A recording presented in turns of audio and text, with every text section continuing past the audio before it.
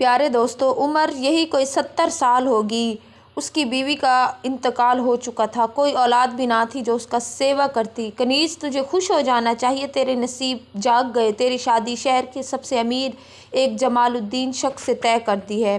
آج نکاح کے لیے تیار ہو جا، ورنہ اس گھر کے دروازے تیرے لیے ہمیشہ ہمیشہ کے لیے بند ہیں۔ میری کیا غلطی بھائی ہے، میں جان، یتیم ہوں، میرا پر کیا بوجھ ہوں، قصور میرے ہے؟ ساتھ ظلم نہ کریں۔ کیا میرا یہی بھائی، قصور ہے کہ میں میری کیا یتیم ہوں؟ غلطی ہے، کیا میں امی ابو یتیم ہوں ہوتے پر تو وہ بوجھ میرا ہوں، میرے نکاح ایک ساتھ بوڑھے ظلم نہ بابا سے کریں۔ کرتے؟ یہ کہانی ایک ایسی معصوم یتیم بچی کی ہے جس نے اپنی پوری زندگی دوسروں کی سیوا اور صبر میں گزار دی، اور جب دنیا نے اسے ٹھکرایا تو اللہ نے اسے ایسا نوازا کہ دیکھنے یا والوں کی اللہ مجھ آنکھیں پر پھٹی کی رحم پھٹی رہ فرما، گئیں۔ میں تیری شکر کنیز نام گزار کی ہوں یہ 18 میرے سال کی مولا۔ بچی، جس کے نصیب میں اس کے اپنوں نے 70 سال کا بیمار بوڑھا لکھ دیا تھا۔ سب کو لگا تھا کہ وہ بہت بوڑھا ہے، لیکن وہ نہیں جانتے تھے کہ اللہ کی لاٹھی بے آواز ہوتی ہے، اور جب وہ دیتا ہے تو چھپڑ پھاڑ کر دیتا ہے۔ یہ کہانی آپ کے دل کو جھنجھوڑ کر رکھ دے گی اور آنکھوں میں آنسو لا دے گی۔ آخر کیا لکھا تھا اس بوڑھے کی وصیت میں، جاننے کے لیے آخر تک بنے رہیے گا۔ چلے کہانی شروع کرتے ہیں۔ آپ کہتے کے ہیں بغیر کہ میں یتیم کیسے کے سر جیو پر گی؟ ہاتھ پھیرنے سے آپ بھی کے بنا جنت میرا ملتی ہے، کوئی نہیں۔ لیکن اگر اسی یتیم پر ظلم کیا جائے تو اللہ کا عرش بھی کانپ اٹھتا ہے۔ یہ داستان ایک کنیز کی جس کی عمر 18 سال تھی، لیکن اس کی آنکھوں میں 80 سال کے بزرگ جتنا غم اور خاموشی تھی۔ جب وہ بہت چھوٹی تھی تب بھی اس کے والد اور والدہ ایک سڑک حادثے میں اللہ کو پیارے ہو گئے تھے۔ اس کے بعد سے کنیز اپنے بڑے بھائی راشد اور بھابھی سلمیٰ کے رحم و کرم پر تھی۔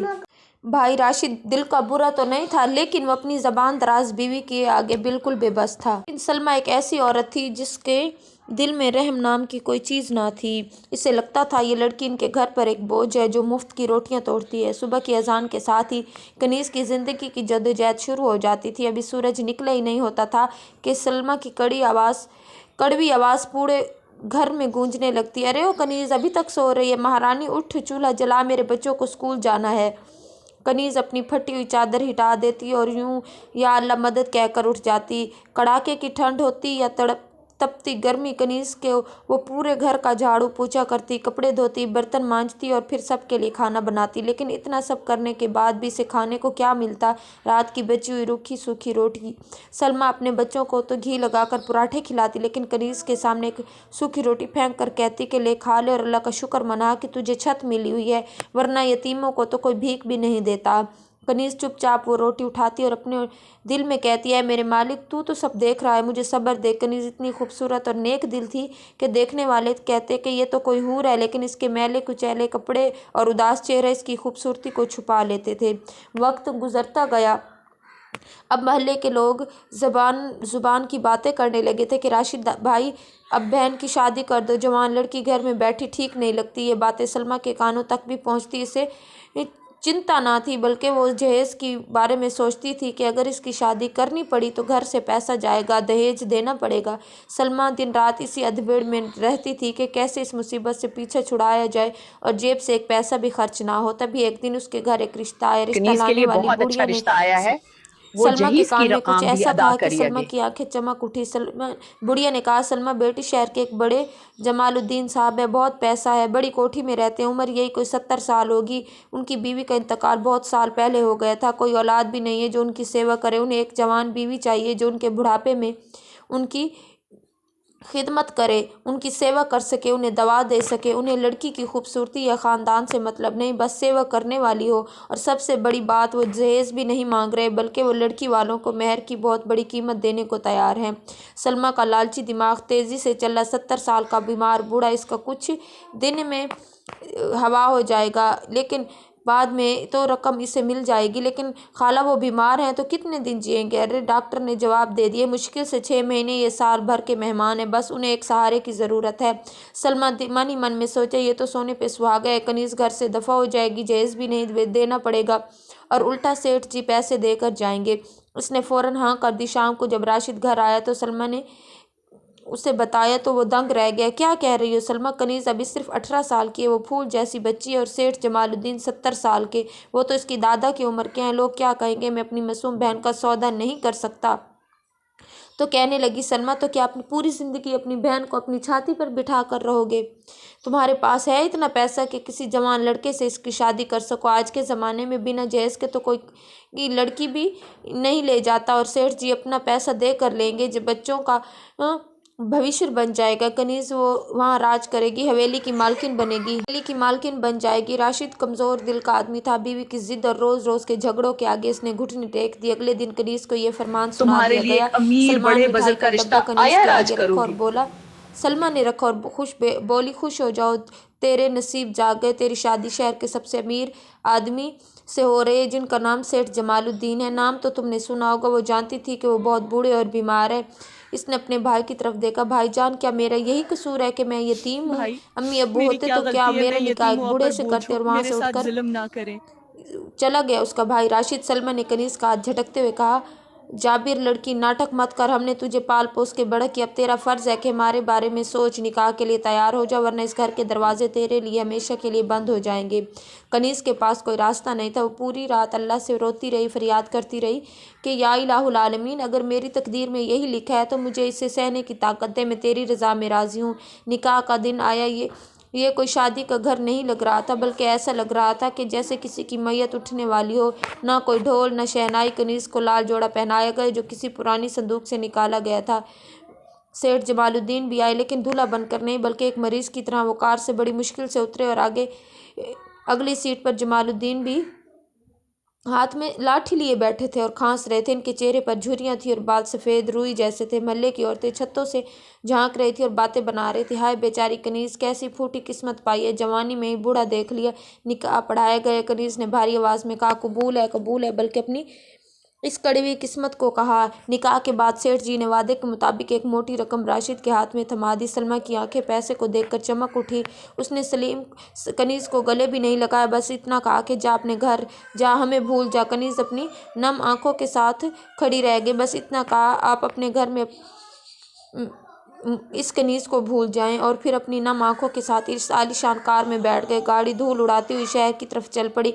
सेठ जमालुद्दीन की हवेली वाकई बहुत बड़ी थी, लेकिन वहाँ खामोशी का राज था। चारों तरफ नौकर चाकर थे, लेकिन कोई अपना ना था। सेठ जी को उसके कमरे में ले जाया गया। कनीज़ भी डरते डरते अंदर गई। कमरा दवाइयों की गंध से भरा हुआ था। सेठ जमालुद्दीन पलंग पर लेट गए और फिर कनीज़ ने अपनी घबराहट को दबाया। जल्दी से पानी का गिलास भर कर उन्हें दिया। सेठ जी ने पानी पिया, कनीज़ की तरफ देखा। इनकी आंखों में हवस नहीं, बल्कि एक लाचारगी और दुख था।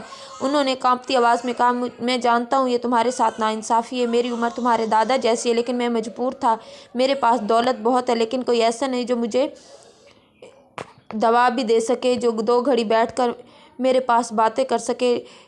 लेकिन टीवी का दर्जा तो शायद ना मैं तुम्हें बीवी का दर्जा तो शायद ना दे सकूं, लेकिन तुम्हें किसी चीज़ की कमी नहीं दूंगा। मैं तुमसे निकाह इसलिए किया कि तुम्हें बीवी का दुख ना सुख दे सकूं। कनीज़ का दिल ये सुनकर पिसज गया। उसके दिल से डर निकल गया और रहम आ गया। उसने अपना आप उसके हवाले बातों से करते हुए कहा कि आप मेरे सरताज हैं, मेरा आपसे निकाह हुआ है, मैंने आपकी सेवा करना है और अब यही मेरा धर्म है। और इस दुनिया में आप बेफिक्र रहें, मैं अपनी आखिरी सांस तक आपकी सेवा करूंगी। उस दिन से कनीज़ की एक नई ज़िंदगी शुरू हुई। सुबह फजर से उठती, नमाज़ पढ़ती और फिर जी जान से सेवा में लग जाती। उन्हें अपने हाथों से नहलाती, उन्हें वक्त पर दवा देती, उनके लिए नरम खाना बनाती जो वो आसानी से खा सके। सेठ जी को चलने फिरने में दिक्कत थी। रात भर जब सेठ जी को खांसी आती, वो सो नहीं पाते, तो कनीज़ इनके सराहने बैठकर इनके सर पैर दबाती और कुरान की आयतें पढ़कर इन पर दम करती। हवेली के नौकर भी हैरान थे। उन्होंने देखा था कि कैसे सेठ जी के रिश्तेदार आते थे तो सिर्फ जायदाद की बातें करते थे, लेकिन ये जो लड़की इसके घर की मालकिन बन सकती थी, वो एक नौकरानी से भी ज़्यादा सेवा कर रही थी। कनीज़ ने कभी नए कपड़े नहीं मांगे, कभी गहनों की फरमाइश नहीं की और बस जी जान से सेठ की खिदमत में लगी रहती थी। सेठ जमालुद्दीन की सेहत में कनीज़ की सेवा से थोड़ा सुधार आने लगा। उनके चेहरे पर थोड़ी रौनक आ गई और अक्सर कनीज़ से कहते, कनीज़ तुम इंसान नहीं फरिश्ता हो, मेरे गुनाहों की माफ़ी के लिए अल्लाह ने तुम्हें भेजा है। मुझे अफसोस है कि मैंने तुम्हारी जवानी कैद कर ली। ये तो मेरा नसीब है कि तुम मुझे मिल गई हो। अल्लाह ने मुझे मौका दिया है, मेरी खुशकिस्मती है। और इधर सलमा को जब पता चला कि सेठ अभी मरे नहीं, जिंदा हैं, तो इसे जलन होने लगी। वो सोच रही थी कि कनीज़ वहाँ मालकिन बनकर राज कर रही होगी। एक दिन सलमा और राशिद हवेली पहुँचे। उनका मकसद कनीज़ का हाल जानना नहीं, बल्कि ये देखना था कि कुछ और मिल सकता है क्या। जब उन्होंने कनीज़ को देखा तो हैरान रह गए। वो सादा से कपड़ों में थी और सेठ जी के पैर दबा रही थी। अरे कनीज़, हमने तो सोचा तू रानी बनकर बैठी होगी, तू तो यहाँ भी नौकरानी बनी हुई है। भाभी, ये शौहर है, इनकी सेवा ही मेरी जन्नत है। सेठ जमालुद्दीन ने सलमा की बातें सुन ली थी। उन्हें बहुत बुरा लगा। उन्होंने भांप लिया कि ये औरत कितनी लालची है।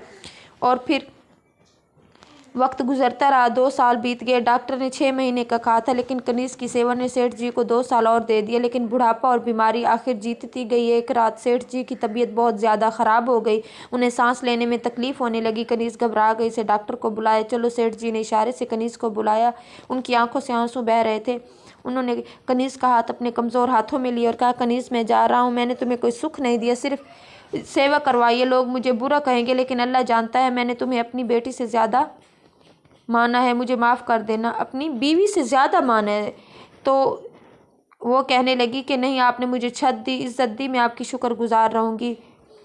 सेठ ने कनीज़ के सर पर हाथ रखा, कलमा पढ़ते हुए अपनी आखिरी ज़िंदगी की तरफ रवाना हो गया। कनीज़ का रोकर बुरा हाल था कि अब दुनिया में फिर से बिल्कुल अकेली हो गई थी। खबर मिलते ही सेठ जी के दूर दूर के रिश्तेदार, जो कभी हाल पूछने भी नहीं आते थे, सब हवेली में जमा हो रहे थे। हर किसी की नज़र हवेली और तिजोरी पर थी। सलमा और राशिद भी दौड़े दौड़े आए। सलमा के चेहरे पर एक शैतानी खुशी थी, जिससे वो झूठे आंसुओं के पीछे छुपा रही थी। वो सोच रही थी, चलो, बुढ़ा मर गया, अब कनीज़ को वापस ले जाएंगे, लेकिन हिस्सा तो मिलेगा ही। जनाजा उठा, दफन कफन हुआ, कनीज़ इद्दत में बैठ गई। 3 दिन बाद सेठ जी के वकील साहब हवेली आए। उन्होंने सभी रिश्तेदारों को बड़े हाल में बुलाया। वहाँ सेठ जी के भतीजे, भांजे और सलमा, राशिद सब मौजूद थे। सबकी निगाहें वकील के हाथ में मौजूद फाइल पर थीं, जिसमें ज़रूर कुछ न कुछ तो था, जिसमें से सबको कुछ न कुछ थोड़ा बहुत हिस्सा मिलना था। वकील साहब ने गला साफ़ किया और बोलना शुरू किया। मरहूम साहब ने अपनी कोई होशो-हवास में ही ये वसीयत लिख कर गए हैं। उन्होंने सोचा कि आखिरी वक्त मिला। वकील ने चश्मा ठीक किया और वसीयतनामा पढ़ना शुरू किया। मेरे तमाम रिश्तेदार जो आज यहाँ मौजूद हैं, मैं जानता हूँ कि मेरी वसीयत पढ़ी जा रही है। सब मेरी मैयत पर आए थे, मेरी दौलत पर आए थे, लेकिन मैं बीमार था, तड़प रहा था। जब मुझे कोई पानी पिलाने वाला भी नहीं आया, तो इसी वजह से मैं अपने ख़ानदान के किसी भी शख्स को अपनी जायदाद का एक फूटी कौड़ा भी नहीं दे रहा हूँ। माहौल में सन्नाटा छा गया। रिश्तेदारों के चेहरों पर हवाइयाँ उड़ने लगी। सलमा के दिल की धड़कन तेज़ हो गई। तो फिर किससे मिलेगा सब कुछ? वकील ने आगे पढ़ा।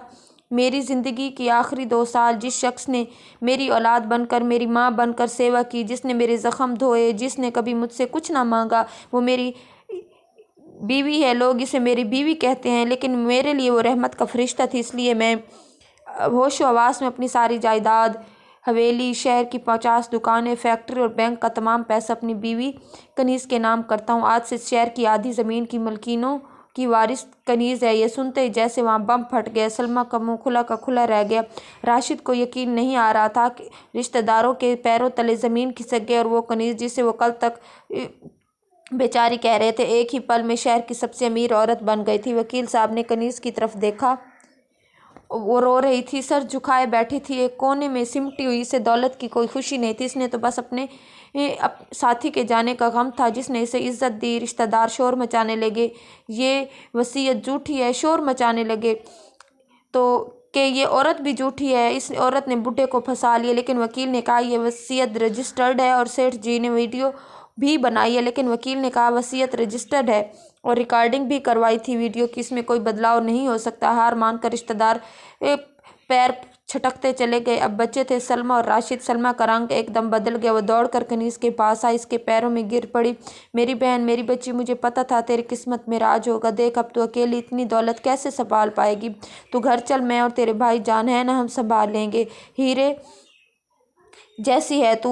तो उसने जल्दी से अपने पैर कनीज़ ने खींचे। उसने अपनी नम आँखों के से सलमा की तरफ देखा। आज कनीज़ की आंखों में बहुत डर नहीं था जो पहले हुआ करता था, एक अजीब सा सुकून और ताकत। इसने धीमी लेकिन सख्त आवाज़ में कहा, वहाँ पे जब मुझे एक रोटी की ज़रूरत थी तब आपने मुझे ताने दिए, जब मुझे सहारे की ज़रूरत थी वो आप मुझे 70 साल के बीमार शख्स को बेच दिया।